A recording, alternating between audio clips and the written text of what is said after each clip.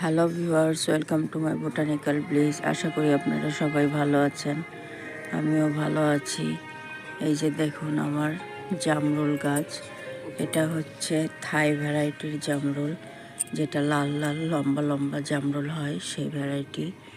আমি এটা এক সপ্তাহ হয় কিনে এনে বসিয়েছি। এটাতে পরের বছর ফল পাওয়া যাবে। আপনারা চাইলে ছাদ বাগানে জামরুল গাছ প্রতিস্থাপন করতে পারেন। আমি এই গাছ 50% মাটি, 30% গোবর সার, 20% কোকোপিট দিয়ে মিডিয়া তৈরি করেছি। এইভাবে মাটি প্রতিস্থাপন করলে গাছ সুস্থ এবং সতেজ থাকে।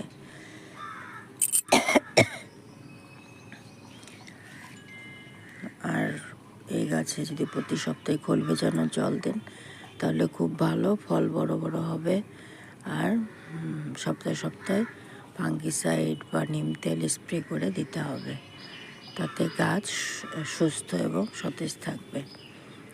ভিডিওটি ভালো লাগলে প্লিজ সাবস্ক্রাইব করবেন, সাবস্ক্রাইব করে আমার পাশে থাকবেন, যাতে নতুন নতুন ভিডিও দিতে পারি। আজকে আসি, টাটা।